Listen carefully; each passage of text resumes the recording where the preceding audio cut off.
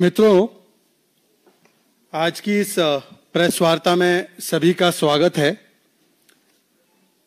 मित्रों, INDI alliance की एक ही पहचान जुबान पे संविधान पर मन में वोट बैंक की दुकान, और इसके बहुत सारे मिल चुके हैं प्रमाण।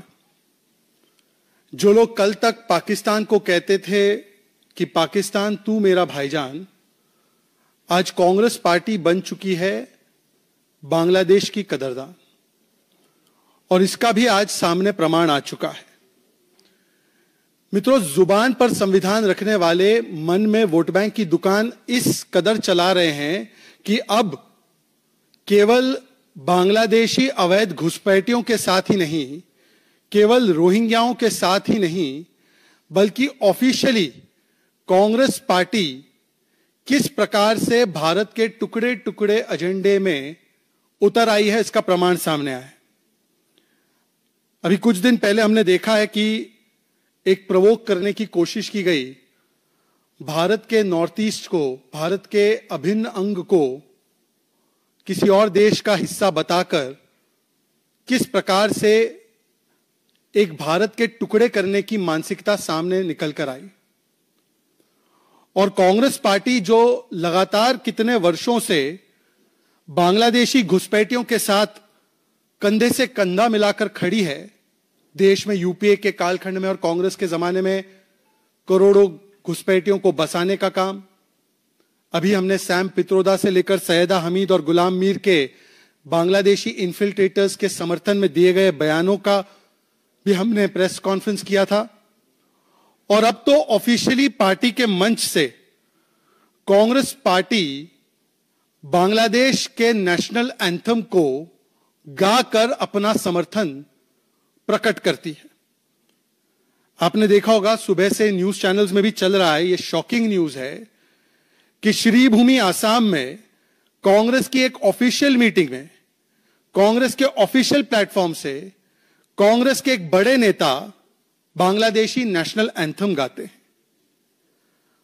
उसी देश का एंथम गा रहे हैं जिसने अभी अभी किस प्रकार से भारत के नॉर्थ ईस्ट, खास करके असम को भारत से अलग करने का, खंड खंड करने का, टुकड़े टुकड़े करने का अभी एक प्रोवोकेटिव जेस्चर भी किया है।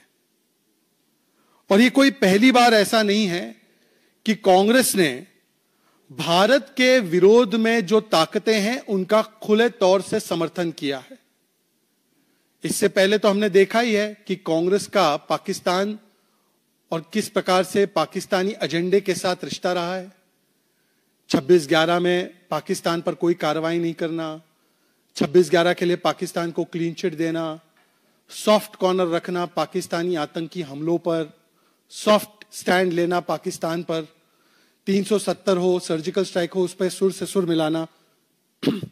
पर अब जिस प्रकार से बांग्लादेशी घुसपैठियों के साथ साथ आज खुलकर कांग्रेस पार्टी उस समय पर समर्थन दे रही है एक बांग्लादेश का, जब वहां से भारत को टुकड़े करने की और भारत के हिस्से हिस्से करने की बात आई है।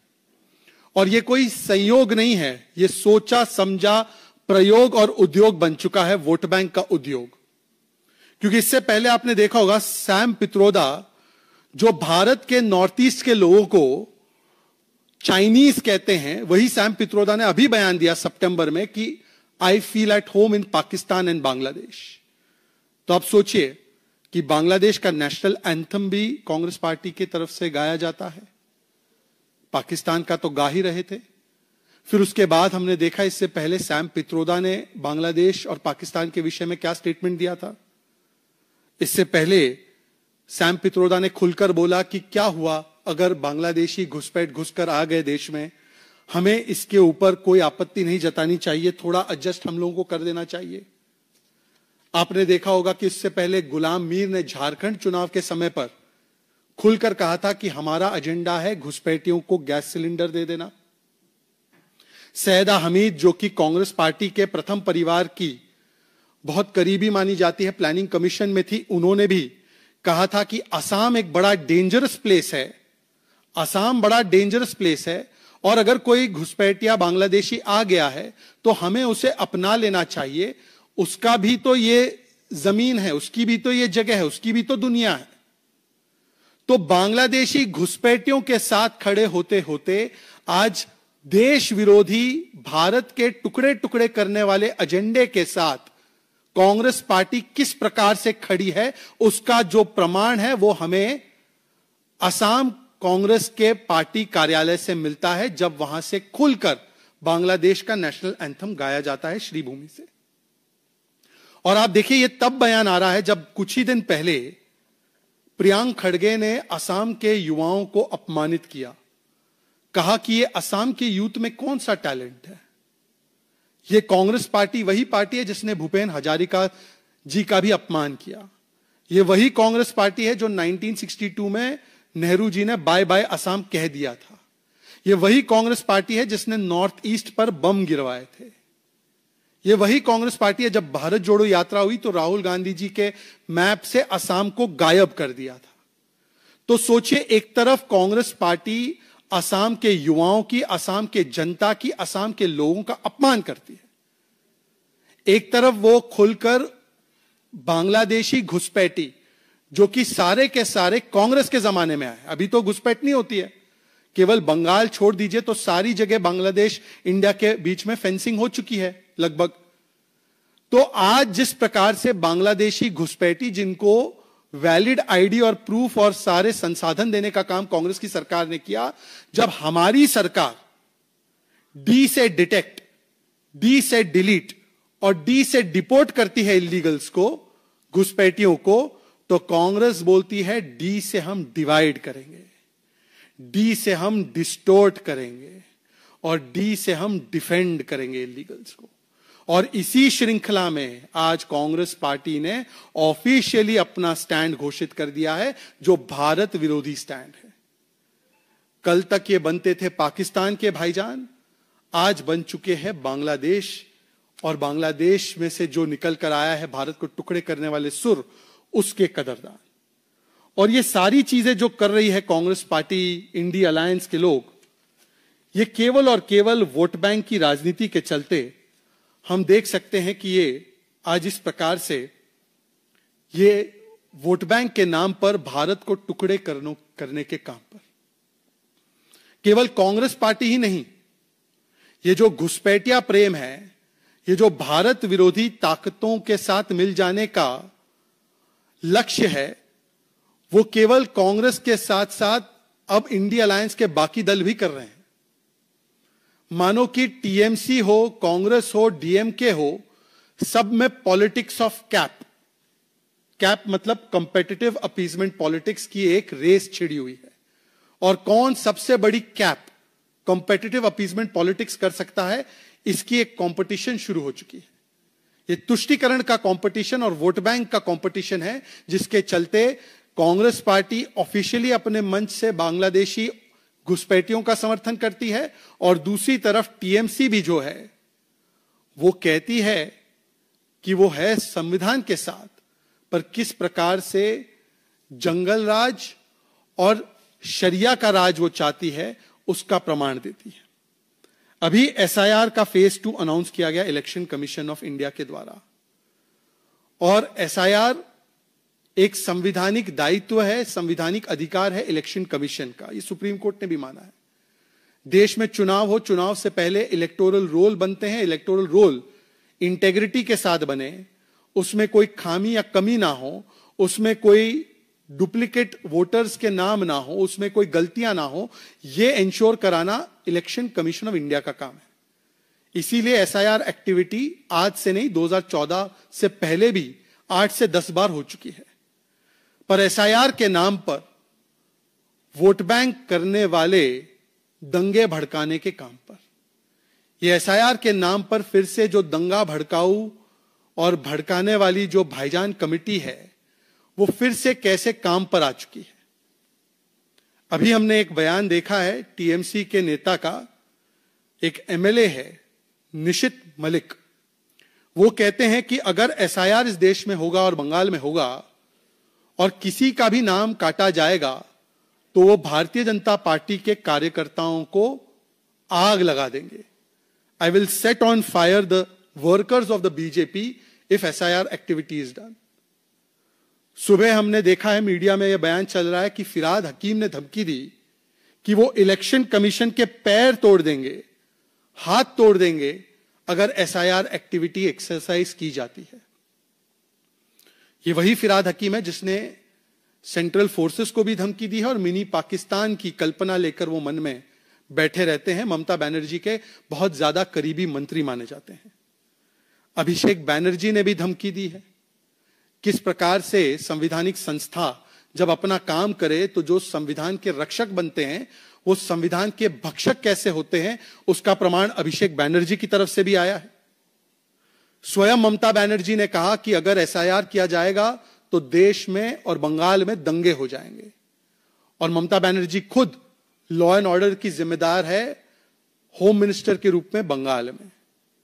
उनके एक और मंत्री सिद्दीकुल्ला चौधरी बोलते हैं कि एसआईआर से गर्दनें काटी जाएंगी। टीएमसी के अन्य नेता भी है ताजमुल हुसैन और सबीना यास्मीन, ये भी एसआईआर के खिलाफ दंगे भड़काने की बात करते हैं और खुले मंच से करते हैं। तो पूरी एक सीरीज, एक श्रृंखला है कि जब से ये एसआईआर एक्सरसाइज शुरू हुई है या एसआईआर एक्सरसाइज अनाउंस हुआ है, तब से टीएमसी के नेता एक के बाद एक दंगे भड़काने की और किस प्रकार से माहौल बिगड़े और इलेक्शन कमीशन को धमकी देने की और अब तो जान से मारने की भी धमकी दे रहे हैं। और ये इसलिए कर रहे हैं क्योंकि ये नहीं चाहते कि एसआईआर होने के बाद एक ऐसी इलेक्टोरल रोल बने जिसमें कोई बाहरी ना हो, सिर्फ बंगाली हो, सिर्फ भारतीय हो जिसको वोट करने का अधिकार मिले। तो एक कांग्रेस पार्टी जो खुलकर बाहरी बांग्लादेशी घुसपैठियों के समर्थन में, दूसरी टीएमसी जो खुलकर बाहरी को वोटर बना के रखने के लिए दंगे भड़काने की पूरी और साजिश और धमकी देती है। और इसीलिए आज बंगाल में मां माटी मानुष नहीं बल्कि केवल जिहादी, बलात्कारी और दंगाई सुरक्षित है। और यह सरकार का एजेंडा है कि मां माटी मानुष पर चर्चा नहीं करनी है, मां माटी मानुष की सुरक्षा नहीं करनी है, केवल जिहादी, दंगाई और बलात्कारी को बचाना है। ये जो सीरीज ऑफ बयान भी आ रहे हैं एसआईआर को लेकर, सबसे पहले तो ये जो एसआईआर एक्टिविटी है जब 2014 से पहले होती थी तो क्या ये बैकडोर एनआरसी था ममता बनर्जी जी? और क्या 2014 के बाद ये फ्रंट डोर एनआरसी बन चुका है? जब ये एसआईआर एक्टिविटी आप स्वयं उसकी मांग करती थी 2005 में कागज फेंक कर और कहकर कि सोमनाथ चैटर्जी को और लेफ्ट पार्टीज को कि ये घुसपैठियों को वोटर बना रहे हैं, तब वो एसआईआर एक्टिविटी एनआरसी होती थी या वो एसआईआर एक्टिविटी जरूरी होती थी? जब यही विपक्षी दल, ऑपोजिशन पार्टी की जो जमात है, कांग्रेस, एनसीपी, शरद पवार, समाजवादी पार्टी, जो भी विपक्षी दल महाराष्ट्र में प्रोटेस्ट कर रहे हैं कि एसआईआर होना चाहिए वहां के लोकल पोल से पहले, तो वो क्या अच्छा एसआईआर है? और जो ये 12 राज्यों में एसआईआर होगी वो खराब एसआईआर है? एक सेकुलर एसआईआर और एक कम्युनल एसआईआर हो जाता है क्या? तो दरअसल ये एसआईआर नहीं है, ये संविधान पर वार है, ये वोट बैंक के यार है जिसे बचाना अपना परिवार है। ये परिवार बचाने के लिए, क्योंकि हार होने वाली है चुनावों में, तो इलेक्शन कमीशन और एसआईआर पर निशाना साध रहे हैं। वरना तो बिहार में जो एसआईआर के ऊपर आप लोगों ने कहा 2 करोड़ वोटर कट जाएंगे, 1.5 करोड़ वोटर कट जाएंगे, सुप्रीम कोर्ट में तो आप 150 एफिडेविट भी नहीं दे पाए। आपके 80,000 से ज्यादा विपक्षी दल के बीएलए 150 अपील भी नहीं डाल पाए। एसआईआर के बाद जो लिस्ट फाइनल हुई उसको आपने वैसे ही 100% स्वीकार लिया, एक भी अपील ना फाइल करके। उल्टा सुप्रीम कोर्ट ने एसआईआर को न केवल बिहार में हरी झंडी दिखाई, बल्कि जब प्रशांत भूषण और कांग्रेस इकोसिस्टम के, टीएमसी इकोसिस्टम के लोगों ने झूठा एक एफिडेविट पेश किया तो उस पर कोर्ट ने फटकार भी लगाई। और क्या है आपका स्टैंड एसआईआर पर? क्या एसआईआर जब आप मांग करती थी 2005 में तब वो ठीक था, जब महाराष्ट्र में मांग होती है वो ठीक था, और आज जब बंगाल के साथ साथ अलग अलग प्रदेशों में फेज वाइज एसआईआर अनाउंस होता है, तो जो अपने आप को संविधान के रक्षक बोलते हैं वो संवैधानिक संस्थाओं को धमकी देते हैं, मारने काटने की बात करते हैं, गर्दन काटने की बात करते हैं, आग लगाने की बात करते हैं।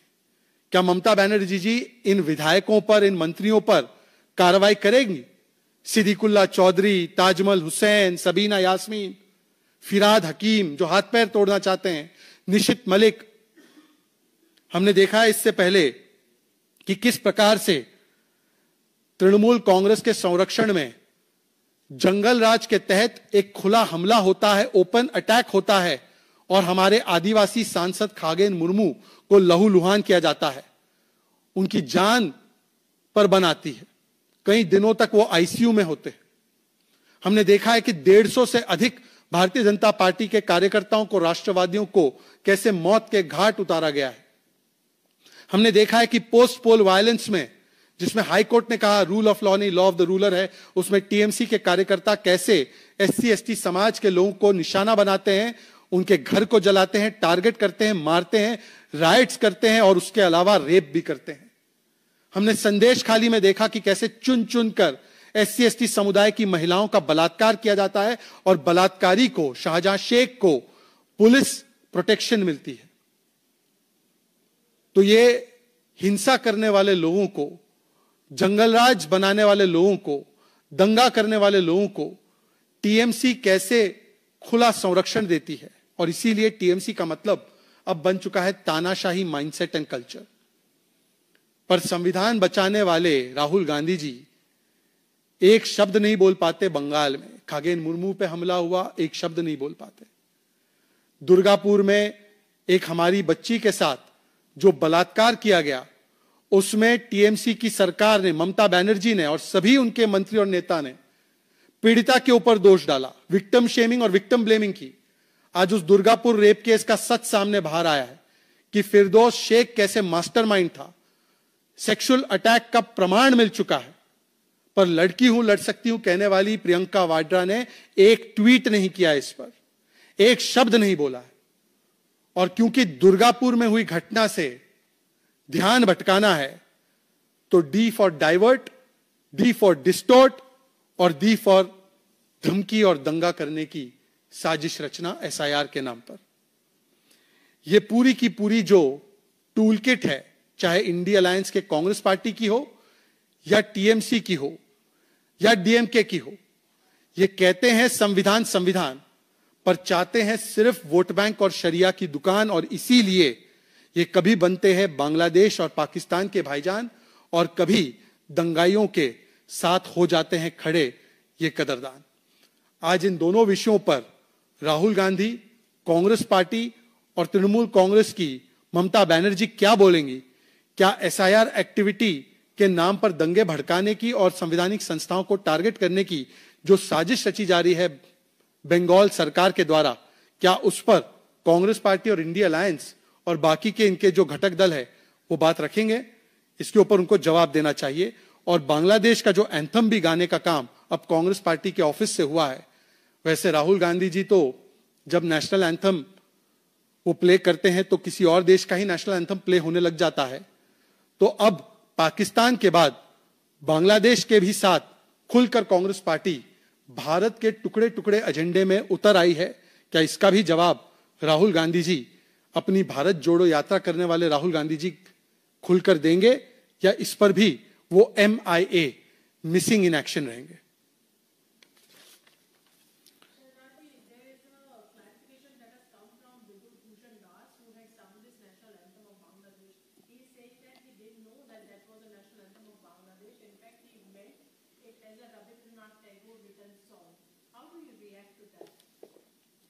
वैसे तो कांग्रेस पार्टी क्लेम करती है कि इंदिरा गांधी ने ही पाकिस्तान के 2 टुकड़े किए और बांग्लादेश अस्तित्व में आया। तो कांग्रेस पार्टी इतनी इनोसेंट है या इतनी इग्नोरेंट है, और किस संदर्भ में वो गाया गया है वो ज्यादा जरूरी है।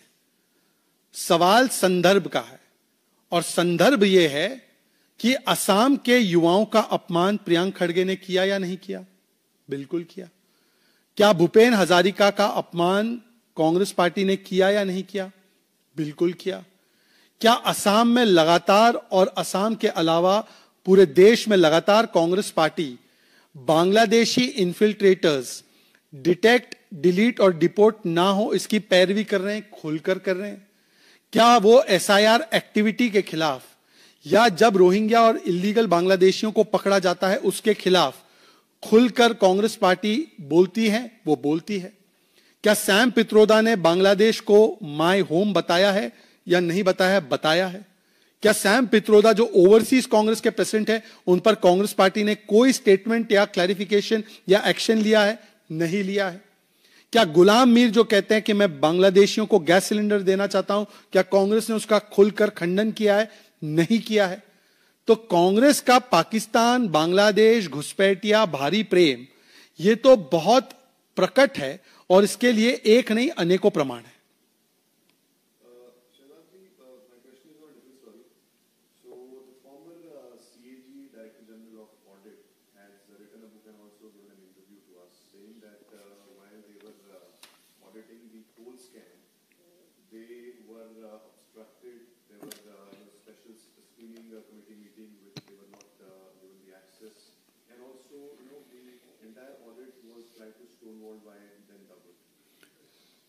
Now it is crystal clear, something that we all knew, that UPA and Congress, the government of Manmohan Singh ji, which was actually run by Sonia Gandhi, was a Congress of the looters, by the looters, for the looters. And how Congress party, particularly Sonia Gandhi, who was calling the shots, was defending these looters has now been given in full public domain. First, the world's biggest scams took place under the UPA's watch with the UPA's mandate. One of those scams was the coal scam of 1.86 lakh crores. And when the CAG, a constitutional body, was attempting to unearth the extent of this scam, all the ministers and top leaders of the Congress party, and at that time you would remember, from Mr. Chidambaram to Mr. Kapil Sibal, all of them said that no scam took place. And then, to ensure that the CAG does not get its hands on the proof and the evidence of the scam, not only was the efforts of the CAG stonewalled, not only were they sidelined, not only were they humiliated, in fact, they were even given stinky toilet rooms to go and do their inquiry and investigation. Not only were the minutes of the meetings denied to them so that they could find out what is going on, but the manner in which every attempt was made to shield and protect the corrupt. And therefore, it can be said that INC did not mean Indian National Congress. It meant I need corruption, I need crony capitalism. Despite all of this, not only did the CAG unearth the scam, but as of now, 19 convictions have taken place in this scam. So even the court has assented that this scam took place. But then, it is the motto of Congress कि करेंगे हम भ्रष्टाचार, यही हमारे परिवार का शिष्टाचार, ये हमारा जनसिद्ध अधिकार और हमारा एक ही काम कि बचाओ हर प्रकार का भ्रष्टाचार. इसीलिए in Bihar also, their alliance partner is a convicted charachor. In Tamil Nadu, their alliance partner is somebody who is facing the most heinous corruption scandals, the DMK. So this is the alliance of corruption. They are the colonial cousins of corruption, and the entire UPA had only one agenda: save the looters, reward the looters, protect the looters, and share in the loot.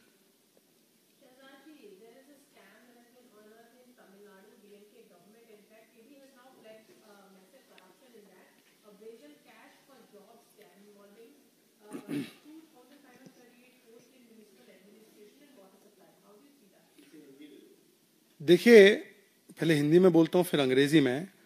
इस पूरे India alliance का अगर आप एक pattern देखेंगे तो job के बदले जमीन लेना, जॉब के बदले पैसे लेना, जॉब के बदले घूस लेना, ये पूरे इंडी अलायंस का पैटर्न है. स्टैंडर्ड ऑपरेटिंग प्रोसीजर है। बिहार में आपने देखा है कि लैंड ले लिया गया जॉब के बदले, ग्रुप सी ग्रुप डी की नौकरियां थी, अब उसमें कोर्ट ने कार्रवाई की है। फिर हमने देखा कि पश्चिम बंगाल में एसएससी के नाम पर हजारों हजार टीचर्स के जॉब्स, और वहां पर भी ग्रुप सी और ग्रुप डी के जॉब्स पैसों की एवज में दिए गए, वहां पर भी कोर्ट ने कार्रवाई की। मंत्रियों के घर में माउंटेन ऑफ कैश मिला था और वो मंत्री को हटाना भी पड़ा था, जो ममता बनर्जी का क्लोजेस्ट एड माना जाता है। और अब वही पैटर्न फॉलो करते करते तमिलनाडु में भी अब जो एक 858 करोड़ 800 करोड़ प्लस का ये स्कैम सामने आया है, जिसमें कि 2500 से ज्यादा पोस्ट, हर पोस्ट पर 30 से 35 लाख की ब्राइब लेकर कैश फॉर जॉब स्कैम को अंजाम दिया गया है MAWS में, म्युनिसिपल एडमिनिस्ट्रेशन वाटर सप्लाई में। मतलब कि ये 2500 पोस्ट के लिए 2024 में कुछ 1.5 लाख बच्चों ने जो जॉब्स चाहते थे उन्होंने अप्लाई किया। इन डिजर्विंग कैंडिडेट्स को ये जॉब्स नहीं दिए गए, और जो सबसे बड़ा बिडर था, जो 35 लाख 40 लाख 50 लाख दे सकता है एक जॉब के लिए, उसको जॉब दिलवाने का काम इंस्टीट्यूशनलाइज करप्शन के माध्यम से वहां की डीएमके की सरकार ने किया, और कुल मिलाकर 850 करोड़ रुपए इकट्ठे किए गए। और ये कोई एकलौता ऐसा स्कैम नहीं है, डीएमके का तो मतलब ही बन चुका है डर्टी मनी किसका। हर जगह पर करप्शन और स्कैम जो डीएमके करती है उसके बहुत सारे प्रमाण सामने आए। उनके तो मंत्रियों पर बड़े बड़े भ्रष्टाचार के आरोप थे और सुप्रीम कोर्ट ने उनको मंत्री पद से हटाने का काम किया था। तो करप्शन और जॉब्स के लिए लैंड से लेकर पैसे लेना, ये इंडी अलायंस का स्टैंडर्ड ऑपरेटिंग प्रोसीजर बन चुका है। और अब ये जो जॉब्स जो बेचे गए, जो बिडिंग के द्वारा, ब्राइबरी के द्वारा दिए गए, ये हमारे तमिलनाडु के यूथ के साथ सबसे बड़ा धोखा और खिलवाड़ है। और इसमें स्वयं स्टैलिन जी के हाथों से ये जॉब्स, ये नौकरियां गई हैं, ये डिस्ट्रीब्यूट हुए हैं। तो स्टैलिन जी को भी जवाब देना होगा। और जिस मंत्री के माध्यम से ये किया गया है, और ये पता भी इसलिए चला क्योंकि उस मंत्री के भाई का इन्वॉल्वमेंट किसी और स्कैम में था, और वहां पर जांच करते करते इस स्कैम के बारे में पता चला है। तो आज जिसने करप्शन, कलेक्शन और कमीशन को अपना ध्येय वाक्य बनाया है, ऐसी डीएमके की गवर्नमेंट को न केवल कार्रवाई करनी चाहिए इन लोगों पर जो इसमें इन्वॉल्व है, जो मंत्री इसमें इन्वॉल्व है, बल्कि स्टैलिन जी को आकर भी बताना चाहिए कि उनकी जिम्मेदारी क्या है। और राहुल जी वैसे युवाओं के बारे में बड़ी बातें रखते हैं। आपके हर एक एलाय युवाओं के साथ कैसा खिलवाड़ करते हैं। कोई बिहार में लैंड लेकर जॉब देता है, कोई पैसा लेकर जॉब देता है, कोई ब्राइब लेकर जॉब देता है। तो ये जो युवाओं के लिए रोजगार का वादा कर रहे हैं अलग अलग प्रदेशों में, देश के युवा आगाह हो जाएं, ये आपको जॉब नहीं देंगे घर पे, ये आपकी जो जमीन है, ये आपके पैसे हैं, ये आपके सेविंग्स है, ये आपके घर है, अपने नाम करवा लेंगे। इस प्रकार से ये जॉब देने की बात करते हैं। इंग्लिश में भी बोल देता हूं। This has become the standard operating procedure of India Alliance, that they have made a model of giving jobs for land, jobs for cash, jobs for bribes. In Bihar, we are already seeing that Tejaswi Yadav and his family are involved in land for job scam.